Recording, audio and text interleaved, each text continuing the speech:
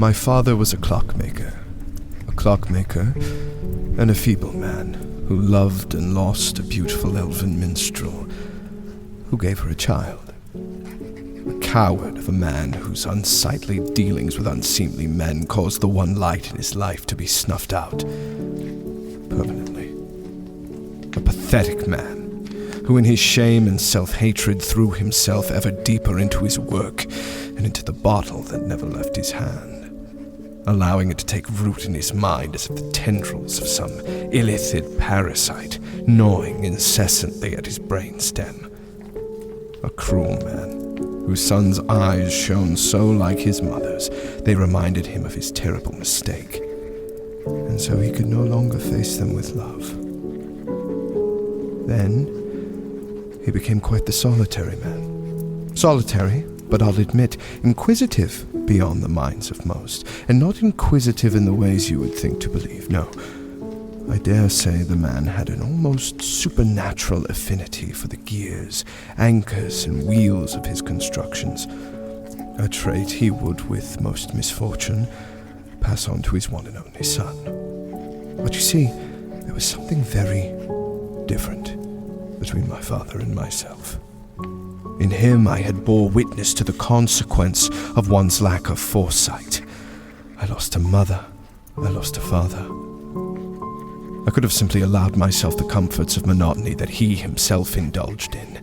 I could have stayed behind to continue his mindless work, setting the face, tightening the coils, winding the mainspring, but I refused. For where my father saw meaning in the endless ticking of wooden boxes, I felt the pull of something far more magnificent. The gears, the anchors, the wheels of the very essence of what made us and this world in which we are bound. I began to see that what stood before me, what my eyes impressed upon my mind, these things were merely shadows. Shadows that were cast by a veil of something just out of reach, a fabric finer than any silk, woven stronger than any chainmail, but delicate all the same. I had begun to obsess instead, not over the meticulous nature of hour and minute hands performing their tired dances, but of the divine engine, that incomprehensible symphony which bellowed outside of our shackled perceptions. I yearned to see the machine of fate itself.